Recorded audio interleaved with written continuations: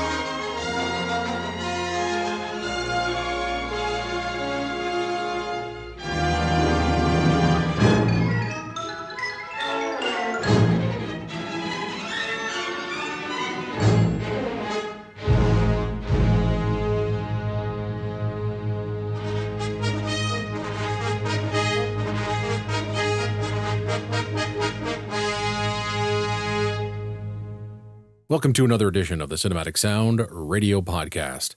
My name is Eric Woods, the founder and executive producer of this podcast. I'm also a proud member of the International Film Music Critics Association.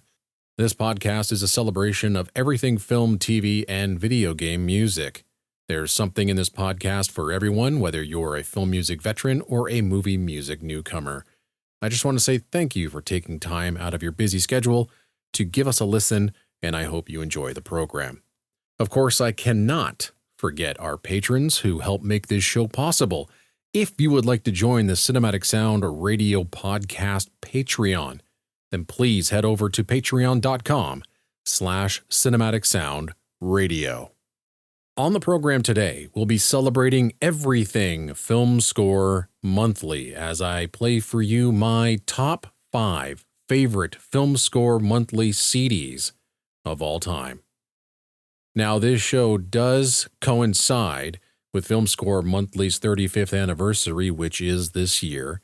The magazine and record label was founded by Lukas Kendall, and he is currently raising money on Kickstarter to help fund a brand new website, message board, book, CD, and more. I'll let Lukas tell you all the details later on in the show. I will tell you, though, that as of this recording on June 20th, 2025, the Kickstarter has reached its initial goal of $25,000 and is currently in its stretch run to raise an additional $25,000, which makes sure everything is done and paid for in full and that the people working on this project with Lukas gets paid. So if you haven't made a pledge yet, then please head over to Kickstarter and search for the project Film Score Monthly's 35th anniversary website and projects. As mentioned, besides being one of the most popular film music themed magazines on the planet, it's no longer in print, but it's continuing to be published digitally every month. In 1996, Lukas Kendall entered the lucrative world of CD production. Now, the Film Score Monthly label really didn't begin until May of 1988. The first 3 CDs Kendall released were on the Retrograde label. And if I'm not mistaken, the Retrograde releases were not limited edition CDs. But then in May of 1998, the first FSM limited edition was released, Stagecoach and The Loner, by Jerry Goldsmith. That was the first Silver Age release. The first Golden Age release was Prince Valiant in May of 1999, which is the score that we opened the show with. And it's one of my 10 favorite scores of all time, and it's one of my favorite Film Score Monthly releases because it presented to me the complete score for the very first time ever on CD. And it's a score that I fell in love with after listening to Charles Gerhardt's suite on his classic film score series of recordings, and the album actually was dedicated to Mr. Gerhardt, who died only a few months before the release. Now, since you've heard me wax poetic about Prince Valiant all these years, I'm going to put that one on the back burner and not include it on this list. And before I begin, I just want to personally thank Lukas for supporting the show when the first batch of FSM CDs were released. You could call me a swag enthusiast or a freebie fanatic. Yes, because of the show, I received a boatload of free product, especially CDs, to play on the show. I still get a regular flow of promotional material to this day, but in order for me to get this stuff, I actually had to reach out to the people with the product. Now, I don't know if I could have afforded to pay for 2 CDs a month, which is what Lukas's schedule was starting in February 2001, with 1 new Silver Age release and 1 new Golden Age release. How he kept up with that monthly schedule and continued to publish a monthly magazine, among other things, I'll never know.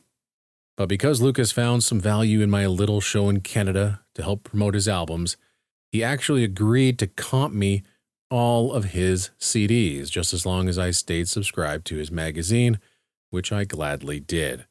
I was put on the Charter Club and sent CDs every month, and every 3 months I dedicated a 3-hour block dedicated solely to FSM CDs.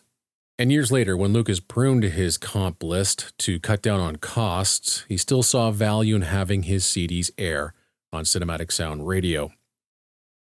And I'm truly thankful and in debt to Lukas for doing so. To be totally honest, a good 90% of the albums FSM produced, 250 in total, I wouldn't have purchased, but thanks to Lukas's generosity, I was introduced to some fantastic music that I would never taken a chance on. So as a small token of my appreciation for everything Lukas has done, not only for me, but for the entire film score community with his magazine and fantastic CD releases, I present for you now my 5 favorite FSM CDs of all time.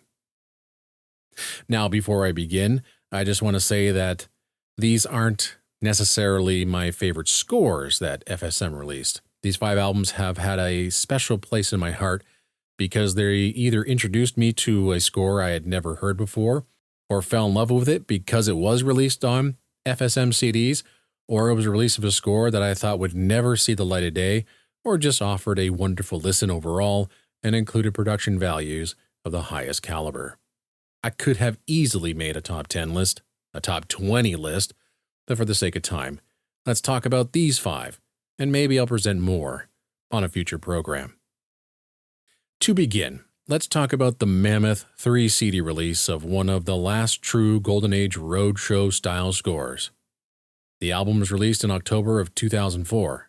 The film was released in 1962 with one of the greatest scores of all time written by Bronislaw Kaper, Mutiny on the Bounty. Lukas talked about the film production difficulty in the press notes, and I quote, "The film made more news for its behind-the-scenes troubles than on-screen drama. Marlon Brando was famously difficult, and the production went over schedule and over budget, along with Fox's Cleopatra nearly sinking the studio system. Although originally assigned to Mikolas Rocha, the score was transferred to Bronislaw Kaper, who had been at MGM so long that he had written the love song for the 1935 production. Mutiny would be Kaper's last work at the studio and a fitting musical triumph, one of the essential works of the roadshow era of the Golden Age, and a classic symphonic score." End quote. The film's post-production was also extremely difficult, resulting in Kaper rewriting and re-recording each cue at least twice and sometimes 3 times. Lukas planned on releasing 2 CDs, but with the wealth of material available to him, a 3 CD set was released. This album features 3 programs split over 3 CDs. Disc 1 and the beginning of Disc 2 features the complete score as it's heard in the finished film. The remainder of Disc 2 and beginning of Disc 3 features the complete alternative score from the initial recording sessions, as it was intended from March 1962. The remainder of Disc 3 features album versions, additional source music, and additional alternative orchestral cues. All told, it's 4 hours of music on 3 CDs, all in stereo and remastered from the original 6-track 35mm film. And good Lord, what a score this is. It's in my top 20 of all time, mainly because of this release. I had the original album release, but this one blows it out of the water. The sound is stunning. The performances are breathtaking. The compositions are masterfully done. There's themes galore. The action material, oh man, the outrigger chase is one of the 10 greatest, well, maybe 10 greatest action cues of all time. This is a bona fide classic. This is Bronislaw Kapers' Mutiny on the Bounty.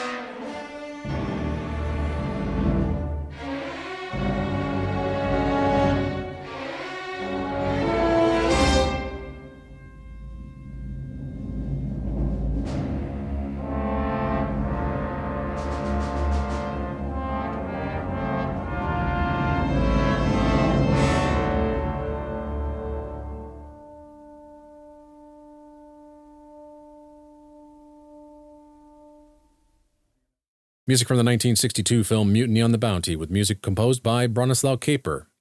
Even though the album was limited to an incredible 10,000 copies, it's currently out of print. The release comes in a clamshell jewel box with 3 CDs and a booklet inside. The liner notes were by Jeff Bond and Lukas Kendall. It's simply wonderful. This is the Cinematic Sound Radio Network, and you're listening to the Flagship Show with Eric Woods. Up next in our celebration of Film Score Monthly's 35th anniversary is our first example of a score that I had never heard before if it weren't for this album released by Film Score Monthly. The film is Raintree County, released in 1957 by MGM. It was a widescreen spectacular of the late Hollywood Golden Age, a gargantuan Civil War epic based on the acclaimed novel by Ross Lockridge Jr. The film starred Montgomery Clift, Elizabeth Taylor, and Eva Marie Saint. The score was composed by the head of music for MGM at the time, Johnny Green, who went on to write the film score of his career, and one of my favorites, featuring an unforgettable main theme, one of many. While there's numerous moments of sprawling epic writing, the score also looks inward and creates atmospheric, intensive moments, perfectly capturing the film's more personal and human moments. The score has been commercially available before on a lavish 2-LP release, but this FSM album, released in January of 2007, introduced this listener to the score for the very first time, and it blew me away with his opening cue, the film's overture.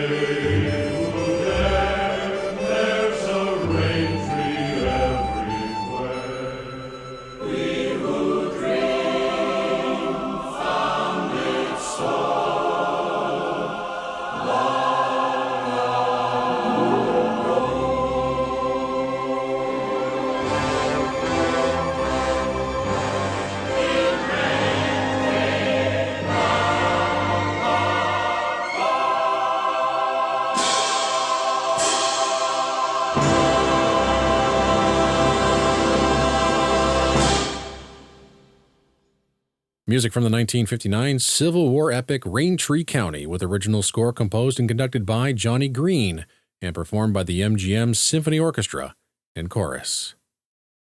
Before we get to our next album, we'll pause for this special message. Hi, I'm Lukas Kendall, and I love film scores. I've loved them my whole life. I love the filmmaking, the storytelling, and the music. When I was a kid on Martha's Vineyard, it was basically impossible to find out anything about movie music. It was like this weird thing that nobody knew or cared about, and I felt totally alone. So I created Film Score Monthly, and it worked. It made me feel not alone, because I found thousands of people all around the world who love film music the way I do.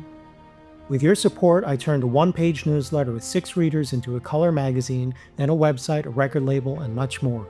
I'd met hundreds of professional musicians, filmmakers, engineers, and record producers and shared their stories with you. We've released 250 soundtrack albums, many that were never available before. It's been a great gift to my life to be able to do this, and I want to say how much I truly appreciate it. Now it's 35 years later, and we're still going strong. I've launched this Kickstarter to fund the next generation of FSM. Not only books and CDs, but our online magazine, a vastly improved website and message board, and maybe podcasts and videos too. We want to continue to be your source for soundtracks for years to come. Thank you all for your support. I'm so excited to bring you the next generation of Film Score Monthly.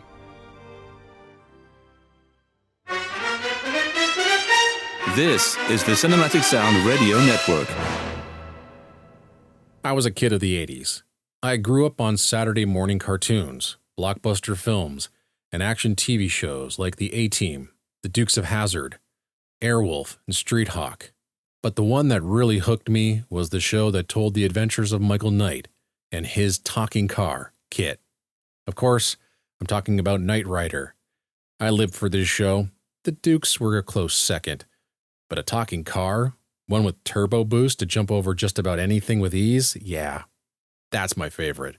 And Michael had a watch that he could talk into and communicate with his car. This stuff blew my mind. And I can remember when I got into a car that could actually speak. It was in 1983 when Chrysler made cars talk, though it was nowhere near as cool as Kit, voiced perfectly by William Daniels. Every week, when that main title began, that iconic shot of Kit in the distant desert, with the sun setting, the bass line kicks in with a killer keyboard lick, the haunting, airy synth drone, and the rolling chimes. Then a close-up of Kit's front-mounted red car bar, the drums kick in, and what a groove it is. And then the theme. It takes a while to arrive, but when it does, oh, it's gravy. And then when it's played in full for a second time, bells double the theme to add a magical touch. Oh man, what a theme, what a way to begin your show. And we haven't even got to the score proper. This Film Score Monthly album features the work of Stu Phillips, who wrote the scores for the first half of the first season. Morton Stevens wrote the music for the latter half of the season, as did Glenn Larson. Don Peake then took over from Phillips, who moved to 20th Century Fox, and Peake remained as the composer for the series until its end in 1986. As a kid, I hummed Phillips's theme constantly, and I never thought in a million years that one day I would own that defining music of my youth. Well, in June of 2005, my dream came true. Film Score Monthly released a 3,000-copy limited edition album featuring music from the first season scored by Stu Phillips, with that brilliant main theme opening the album. And the cherry on top was that since this show was mixed in mono, this premiere release presented the score, including its legendary theme for the first time, in glorious stereo.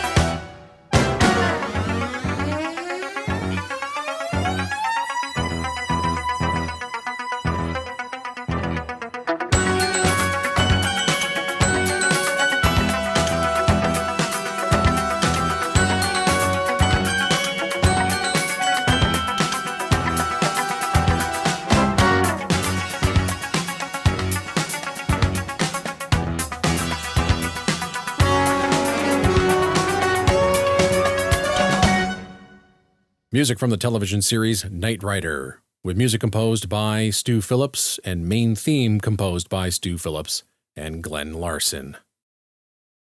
On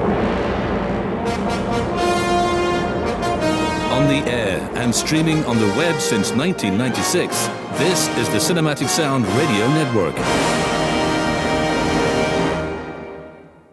We continue to celebrate Film Score Monthly's 35th anniversary with another score that I had no idea existed until it was released on FSM CDs. Now, many consider Elmer Bernstein's score to Kill a Mockingbird to be the all-time greatest score written for a film about or involving children. I can't argue with that. It's one of my favorite Bernstein scores as well. Maybe it's my all-time favorite. I never really thought about it, actually. In any case, the argument can be made that Bernstein wrote the second-best score for a film involving children 2 years earlier in 1964 for The World of Henry Orient. The film tells the story of a mischievous, adventuresome 14-year-old girl and her best friend who begin following an eccentric concert pianist around New York City after she develops a crush on him. The film stars Peter Sellers, Tippy Walker, and Mary Spaeth. Elmer Bernstein's joyous score was new to me when the album arrived in my inbox in November of 2001. It's mischievous, bouncy, energetic, that managed to also have a genuine heart of gold, with many intimate, tender moments of innocence, inward reflection, and heartbreak. Now, the score is lovely and showcases Bernstein's knack for scoring just about anything. Sprawling epics like the Ten Commandments, classic westerns like The Magnificent Seven, and this, a small dramatic comedy. He was truly a versatile composer, even though he could have easily been pigeonholed early in his career. But it's not so much the score that impressed me with this album. Before reading the liner notes, I began spinning the score and noticed that the sound quality was surprisingly clear, vibrant, alive, and natural. Not what I expected to hear from an older recording of this sort. It sounded like it was recorded yesterday. Now, as I read through the liner notes, there are 2 lengthy paragraphs that talk about in detail the unusual clarity of this recording. The score was recorded at the Goldwyn Stage, known for its wonderful acoustics. Unfortunately, many of the scores recorded there had their scoring masters discarded, which sadly means that less than desirable elements are used when releasing score albums from that studio. However, there were a few masters saved, including this score. By the way, the score was recorded by Bernstein's longtime engineer, Dan Wallen, whose recordings I really cannot stand. I'll spare you the details of my hatred for his work. I'm sure he was a nice guy, but there are a few of his recordings I actually do enjoy. Joel McNeely's Iron Will is one, and his work on this score.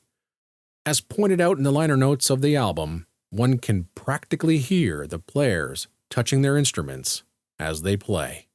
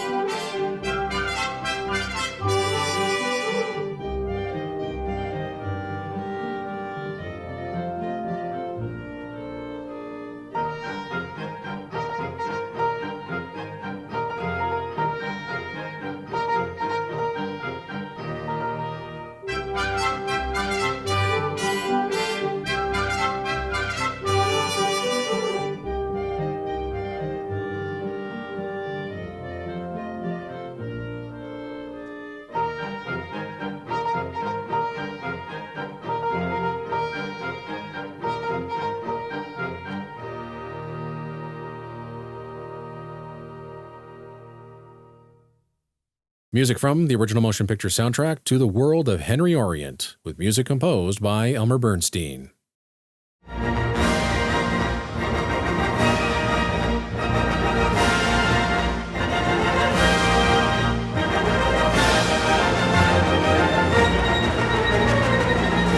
You're listening to the Flagship Show on the Cinematic Sound Radio Network with your host, Eric Woods.